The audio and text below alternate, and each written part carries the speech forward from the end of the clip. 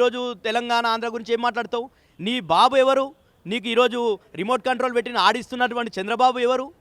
నువ్వు మొత్తం కూడా ఈరోజు పాలమూరులో మొత్తం మా తెలంగాణ వాటాని మొత్తం కూడా 45 టీఎంసీలకు పరిమితం చేసి పాలమూరుని 2 సంవత్సరాల నుండి ఆ ప్రాజెక్ట్ని ఎండబెట్టినటువంటి నువ్వు మాట్లాడితే ప్రజలు తెలంగాణ వాదం గురించి ఒప్పుకుంటారా? సమాజం అంతా చూస్తుంది. రేవంత్ రెడ్డి గారు ఇప్పటికన్నా ఏదో నిన్న కేసీఆర్ గారిని కలిసింది కదా, అదే మర్యాదగా నోట్తో కూడా ప్రవర్తిస్తే ప్రజలు యాక్సెప్ట్ చేస్తారు. నువ్వు రాజకీయాలు లేక చేయి. నువ్వేమైనా విమర్శించేది ఉంటే పార్లమెంటరీ లాంగ్వేజ్లో విమర్శించు. 100% మేము కూడా స్వీకరిస్తాం. కేటీఆర్ గారు కూడా అదే విధంగా స్పందిస్తాడు. 100%. మీకు ఒకటి తెలుసా, కేటీఆర్ గారు అంటే ఎంత క్లాస్ వ్యక్తిగా అందరూ కూడా రిసీవ్ చేసుకుంటారు. కానీ ఎందుకు మాట్లాడాల్సి వస్తుంది? ఒక తండ్రిని పట్టుకొని మీ తండ్రినన్నా నా తండ్రినన్నా మా నాయకుడిని అంటేనే మేము భరిస్తలేం. ఆయనకు సొంత తండ్రి. మీరు ఏం చెప్తారు ఇప్పుడు? అలా నాపేయమంటారు రేవంత్ రెడ్డి బూతులు తిట్టడం బంద్ చేయాలా? డెఫినెట్గా రేవంత్ రెడ్డి గారు బూతులు బంద్ చేసి కరెక్ట్గా పార్లమెంటరీ లాంగ్వేజ్లో మాట్లాడితే 100% మేము కూడా మా కేటీఆర్ గారు కూడా అదే రకంగా స్పందిస్తాడు. 100%. మీరు సోషల్ మీడియాలో తిట్టిపిస్తున్నారు అనేటువంటిది కూడా కాంగ్రెస్ నాయకులు చెప్తున్నారు. ఇప్పుడు రేవంత్ రెడ్డి ముఖ్యమంత్రి, ఆయనను సోషల్ మీడియాలో బస్తీలలో అక్కడిక్కడ వాళ్ళతో మాట్లాడించి వీడియోలు ప్లే చేస్తున్నారని. సార్ నీ ఇల్లు గుల కొడితే నువ్వు తిట్టవా సార్? నువ్వు రేవంత్ రెడ్డి అనే వ్యక్తి నేను మూసీ ప్రక్షాళన అని హైడ్రా అని ఇవన్నీ చెప్పి పేదల ఇల్లు కూడా కొడుతున్నావు.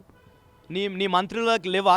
పెద్ద పెద్ద బడా వాళ్ళ ఈ ఫామ్ హౌజులు విల్లాలు అవన్నీ గులగొడతలేడు కదా. మళ్ళీ అవి బఫర్ జోన్లలో నీకు హిమాయత్ నగర్ చుట్టూ ఉన్నటువంటి ఫామ్ హౌస్ల జోలికి పోయిండా మళ్ళీ రేవంత్ రెడ్డి గారు?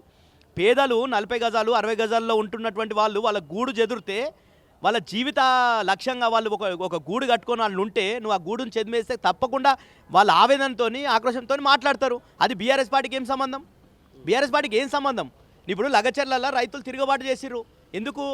వాళ్ళ భూమి ఆస్తుని మొత్తం కూడా కొల్లగొట్టే ప్రయత్నం చేస్తే వాళ్ళు తిరుగుబాటు చేసిర్రు. ఎవరైనా చెప్తే చేస్తారా అట్లా? మీరు తిట్టిపోలే ఆల్రెడీ 100% కదా. ఎవరికన్నా కడుపు నుండి బాధ వస్తే 100% తిడతారు. నువ్వు అట్లా అనిపించుకుంటున్నావు. నువ్వు చెప్పింది ఏంది? ప్రజాపాలన అన్నాడు. ఏదైనా ప్రజాపాలన ఉందా? మొత్తం బుల్డోజర్లు అని చెప్పేసి రాహుల్ గాంధీ గారు బుల్డోజర్ రాజ్యాన్ని ఉత్తరప్రదేశ్లో వదిలిపెడతాడు. ఈడొచ్చి తెలంగాణలో బుల్డోజర్ రాజ్యం నడుస్తుంది కదా. ఈరోజు ప్రజాపాలన అంటున్నారు. ఎక్కడుంది ప్రజాపాలన? పోలీస్ పాలన ఉంది. రేవంత్ రెడ్డి గారి కోడ్ అమలవుతుంది ఇక్కడ తెలంగాణలో. రేవంత్ రెడ్డి కూడా డెఫినెట్గా రేవంత్ రెడ్డి కోడ్ అమలవుతుంది కదా. ఈరోజు గ్రూప్ 1 గతంలో నిరుద్యోగుల కోసం అశోక్ నగర్లో పోయి ఛాయ్ తాగిండు రేవంత్ రెడ్డి గారు. వాళ్ళతో మాట్లాడిండు. ఈరోజు వాళ్ళు పాపం మా గ్రూప్ 1లో బీసీలకు ఎస్సీలకు ఎస్టీలకు అన్యాయం అవుతుంది, నువ్వు తెచ్చినటువంటి జీవో ప్రకారంగా మా కొలువులన్నీ కొట్టేస్తున్నావు రేవంత్ రెడ్డి గారు అని చెప్తే కూడా వాళ్ళ మీద లాఠీలు దులిపించినటువంటి వ్యక్తి చూసినాం కదా మనము. మహిళలను చూడకుండా లాఠీలు దులిపించినావు.